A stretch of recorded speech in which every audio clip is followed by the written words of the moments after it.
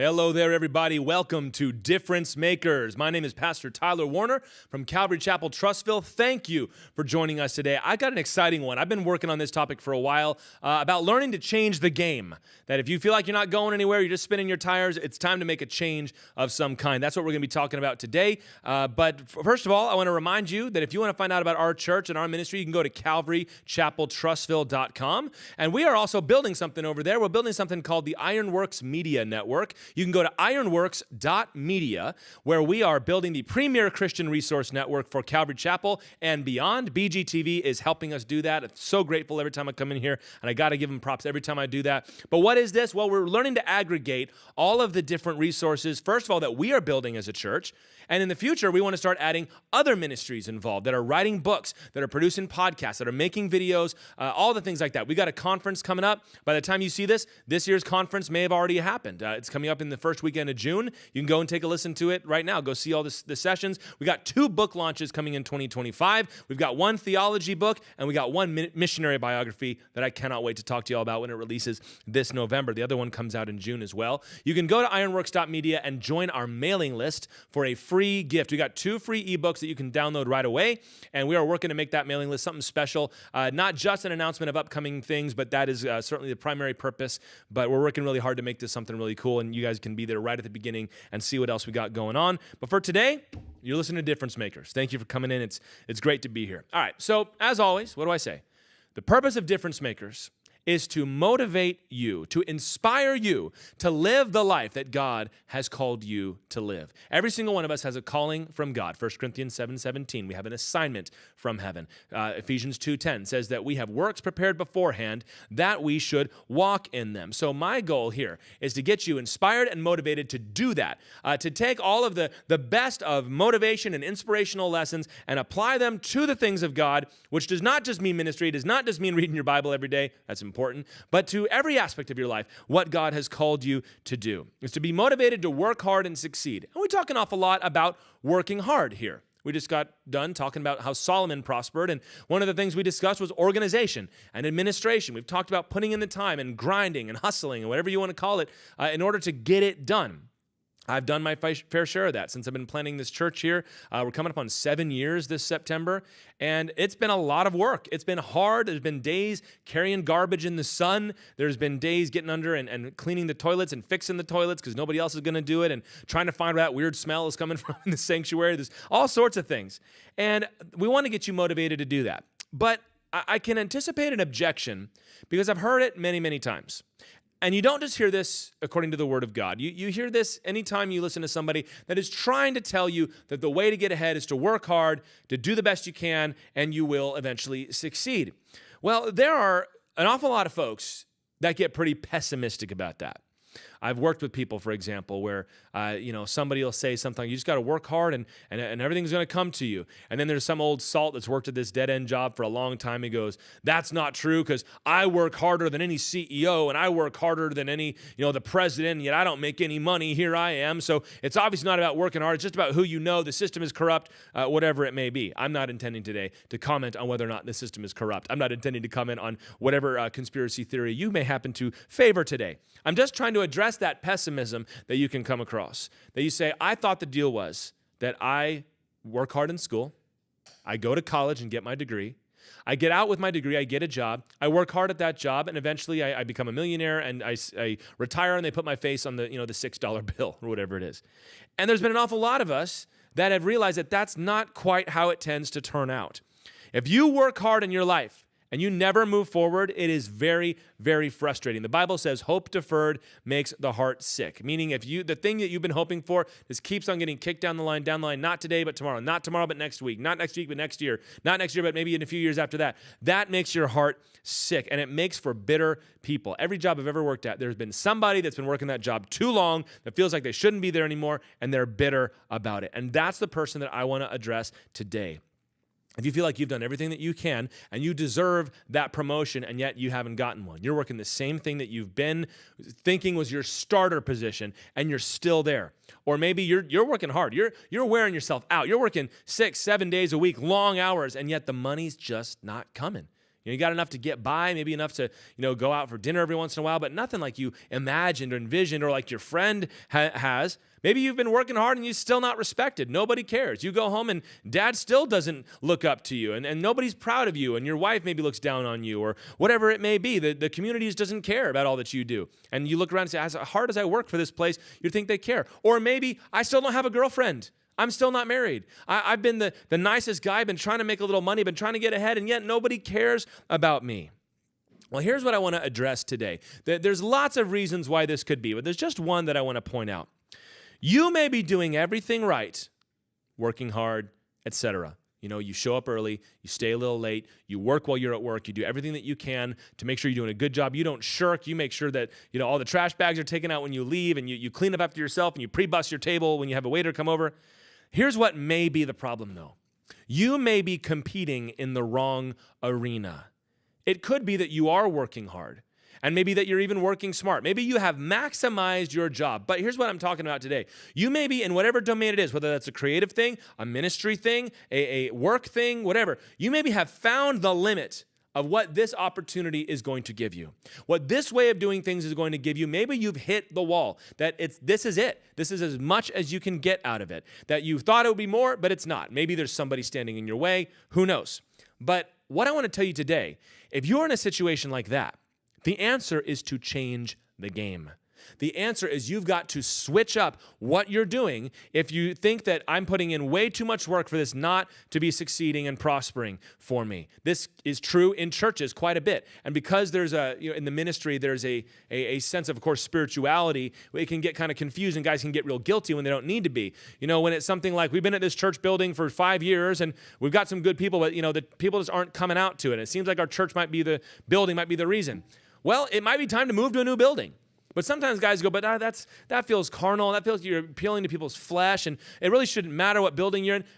Okay, but maybe you've maximized what can be done in that place. That's entirely possible.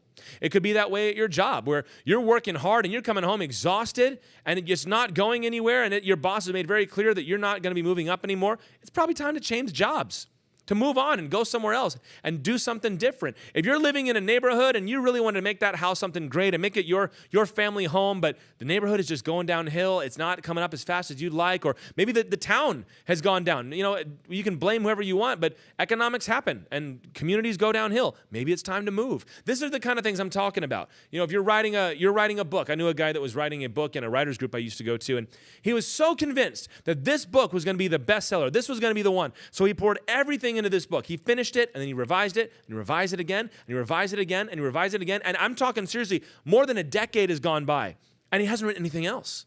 And to that guy, I wish I could tell him, and I have kindly, but to be as blatant as I can, you got to change the game, bro. You got to write something different. You got to find a different vein in which to dig. If you're mining for gold and you keep digging through rock, you're working hard, but if you're not hitting gold, you got to change up. There's no gold here. You following me? I hope you're tracking with me what I'm trying to say here, that you've got to be willing to change the game, shake it up, and take a step of faith.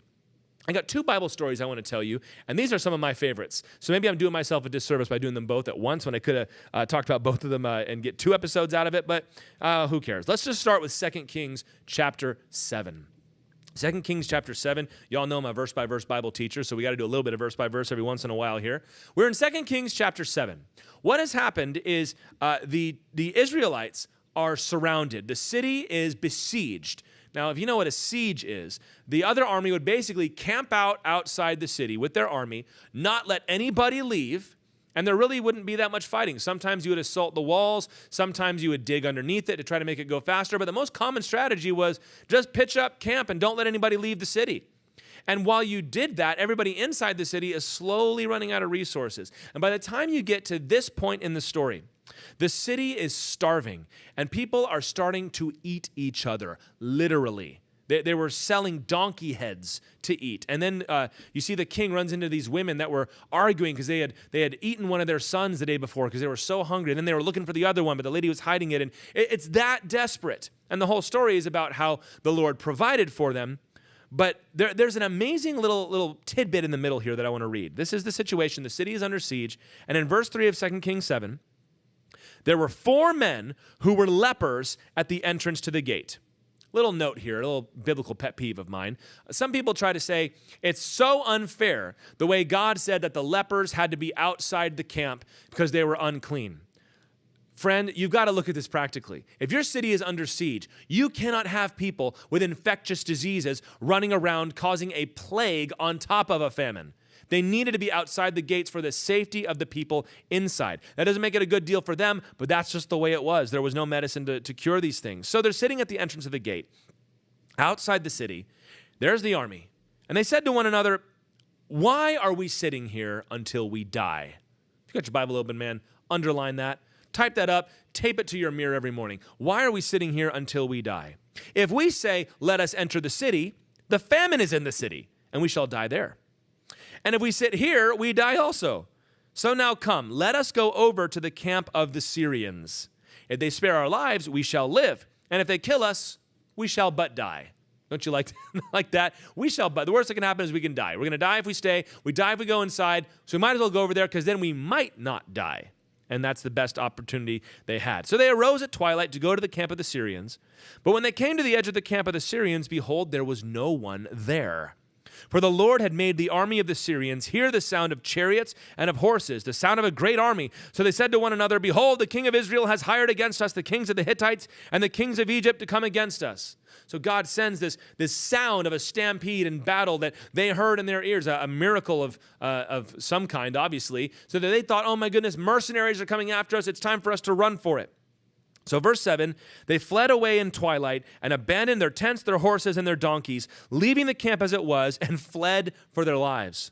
And when these lepers came to the edge of the camp, they went into a tent and ate and drank, and they carried off silver and gold and clothing and went and hid them. Then they came back and entered another tent and carried off things from it and went and hid them. So they walk in, there's nobody there. They go in and there's food and drink and they're having a party. And then they start taking all the riches and burying them somewhere so that when their leprosy is cured, not all leprosy was the Hodgkin's disease where it's going to kill you. Some of it could be cured and would go away over time. They're making bank doing this. But then verse 9, they said to one another, we are not doing right. The day is a day of a good news.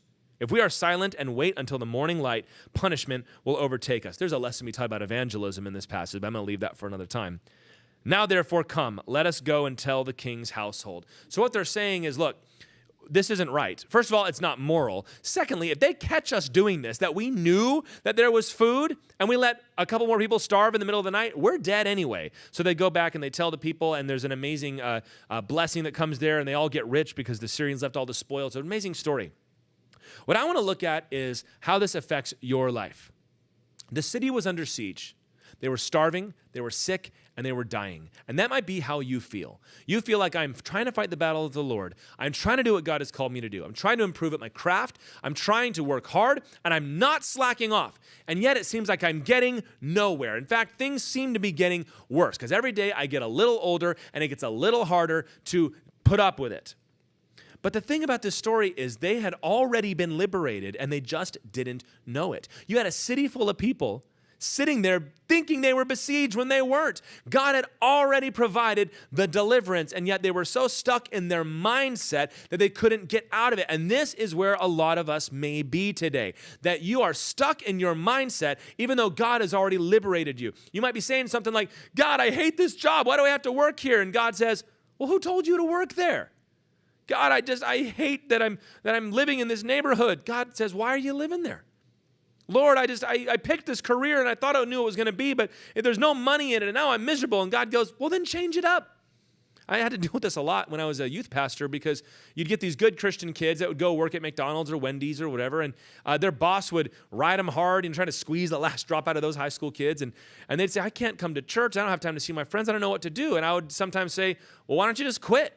And they go, well, I can't quit. I can't leave him in the lurch like that. And we're like a family there, believing all that HR nonsense, right? And I said, look, that's not your family. Quit and find a different job. And it was always so relieving for them to hear that. And that might be what some of y'all need to hear today, that God has liberated you from this bad situation. And what you've got to do is get up and go.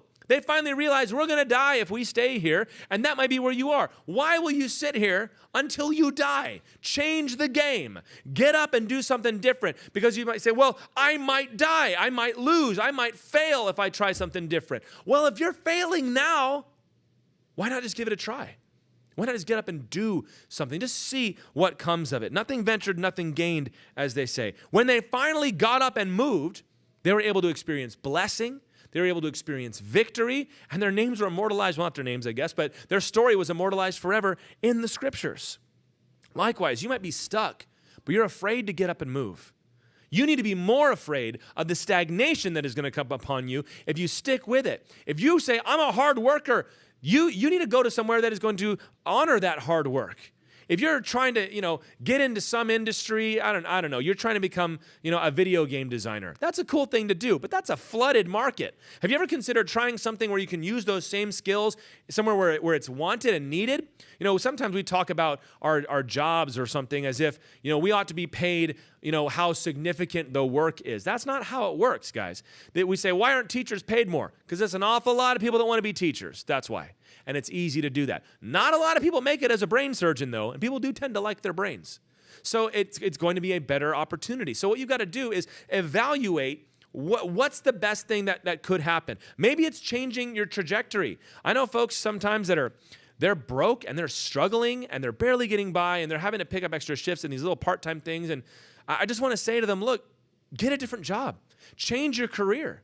And they might say, well, I went to school for this. I'm passionate about it. So are you more passionate about having more to provide for your family? Are you more passionate about having a better relationship? Maybe you're in your boyfriend or girlfriend is just they don't love the Lord and they don't respect you and they don't love you and they're not treating you right. Change the game. Now, if you're married, you got something else to do. You made a vow before God, so don't get that twisted up. But change up. Maybe what you got to do is change the way you talk to your spouse. You got to change the way you react when they do something to you. Change the game. Why sit here until we die? If you're losing anyway, why not step up and try for a maybe? Roll the dice again. Change the game. All right, that's story number 1. 1 Samuel chapter 14 is story number 2. And this is the ultimate taken steps of faith story in the Bible. It's even better than Peter walking on water. You know why? Because Jonathan didn't sink. Jonathan actually succeeded when what he stepped out to do. So this one's a little longer, so I'm going to read it a little faster, but it's good to hear it. This is during a war against the Philistines where the children of Israel are losing. Their allies are defecting to the Philistines. They're hiding in the caves. And Saul is on top of the mountain having a prayer meeting with the Ark of the Covenant there. Oh, isn't that so nice, you think? But it wasn't nice because he's praying about, God, what should we do while his kingdom is being destroyed? God's like, Saul, I called you to be king. Go defend your people. You're hiding behind prayer as a shield for your cowardice. But let's see what Jonathan does. One day, Jonathan, the son of Saul, said to the young man who carried his armor, come, let us go over to the Philistine garrison on the other side. But he did not tell his father. Saul was staying in the outskirts of Gibeah in the pomegranate cave at Migron. Little note, pomegranates are often a symbol of luxury in the Bible. So it could be that Saul is just relaxing while his armies are being defeated. Who knows? The people who were with him were about 600 men, including Ahiah, the son of Ahituv. Don't you love these names? Ichabod's brother, the son of Phinehas, the son of Eli, the priest of the Lord in Shiloh, wearing an ephod. And the people did not know that Jonathan had gone.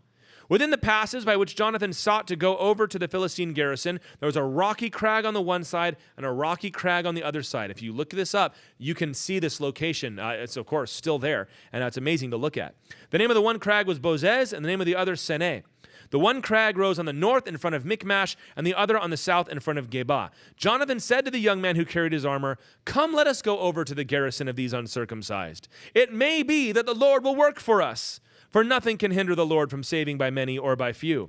As in, let's go try to win the battle by ourselves. Maybe God will help us. Verse 7, his armor bearer said to him, do all that is in your heart. Do as you wish. Behold, I am with you, heart and soul. Then Jonathan said, behold, we'll cross over to the men. We'll show ourselves to them. If they say, wait until we come to you, then we'll stand still in our place, and we will not go up.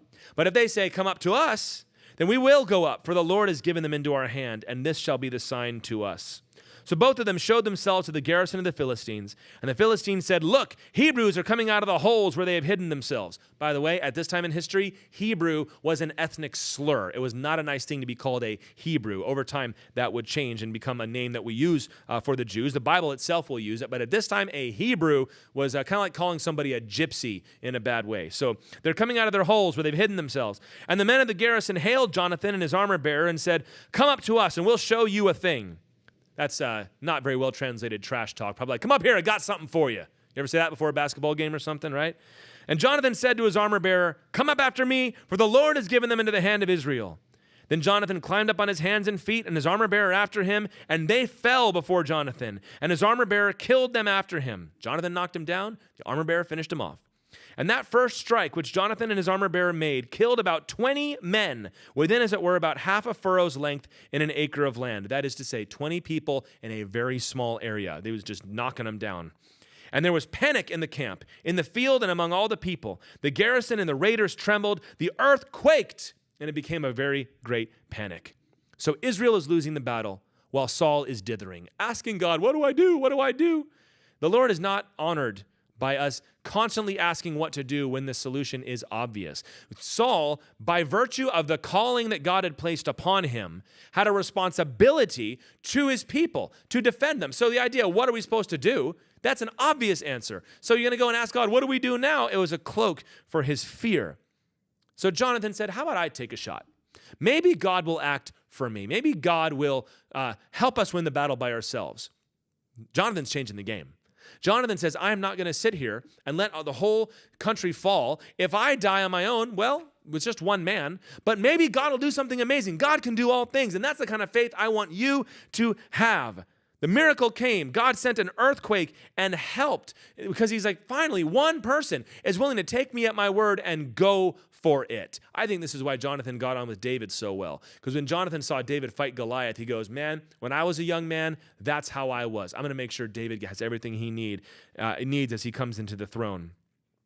In the same way, you can spend your whole life planning, praying, daydreaming, thinking about what you're going to do, reading another book, watching another podcast. Have you ever seen the movie Collateral? I don't know if I can quite recommend it, but I'll just say it talks about this a lot. The guy's been driving a taxi for years and years and years, and yet he tells every customer he's got, I'm going to start my own limousine service. And he's got limo catalogs. He's got a picture of, the future in his mind, and yet he won't do anything about it. He just sits in his cab and drives it. Nothing wrong with that, except he had ambition and wasn't doing anything with it. He was sitting there. He needed to get up and change the game. And in the same way, you've got to be willing to do that too. You might be cloaking your fear in spirituality. Oh, I'm just carrying the cross that God gave me to bear. Are you sure that it's a cross that God gave you? Or are you afraid to put it down and pick up a new one? Are you afraid to try something harder? Are you afraid to try something that has better success potential but might result in your failure? Don't do that. There's a risk. But it's when you step out in faith and try things that the victory comes. So practically, you got to be willing to change the game. If you are bitter and saying, well, I work hard, how come nothing's working out for me? Are you putting your effort forward in the right things? You know what I'm saying? If you're trying to grow crops in the wintertime, you can plow as hard as you like, get up as early as you like, and try to keep that water unfrozen all you want. It's not going to happen. You've got to do it at a better opportunity. So, are you at the right job? Ask yourself that question. Are you in the right city? Are you in the right career? Are you taking the right approach to your ministry or to your creative endeavors? Ask the Lord, and he'll tell you. Ask yourself that and say, is it time for us to shake it up? Do we need to get up off the wall and see if there might not be a better opportunity? Do we need to try and see if we can win this battle by ourselves? For my part, I'm constantly looking as in, how could these services be better? The core is there. We're always going to be teaching the Bible, praying, singing, worshiping the Lord. But maybe this song has gotten a little tired. Is it time to shake it up? Do we need to do a different book of the Bible? Are we kind of getting tired of the same one? Do we have the same, sourpuss answering the doors every Sunday? Find somebody else. Do we need to change our building? Do we need to change our website? Do we need to plant in a different area if they're not responding? All of that is something you need to be constantly doing. If you're not evaluating the path you're on, you might walk a long time and end up nowhere. Don't be afraid to change it up. Don't get too attached to your plans. Sometimes you get, the perfect dream in your mind, and then it doesn't live up to that, and you don't want to give up the plan because it was perfect. It's never going to be perfect. If it's not working for you, you've got to get up and go. Find a place where your efforts will be rewarded and pour your efforts in there. If your boss is trying to keep you down and use you to make himself look good, get up and go work for somebody else. Go work for yourself maybe. At least, it'll be dangerous and you might fail, but at least you'll be working towards something where there is a possibility of success. There's a risk of exposure, but it's time for you to change the game. Get up and go. This has been Difference Makers. My name is Pastor Tyler Warner. Thank you so much for tuning in today here on BGTV. Please check us out at ironworks.media. We've got all sorts of resources available for you there. We've got another theology podcast that we do. We've got Bible studies. We've got books that are available, including 2 free ebooks that you can get if you sign up for our mailing list for free. And we'll be sending you all the news that's coming up. A lot of cool things happening in 2025. And if you want to find out more about the church, go to calvarychapeltrussville.com. Change the game. Go out there and make a difference.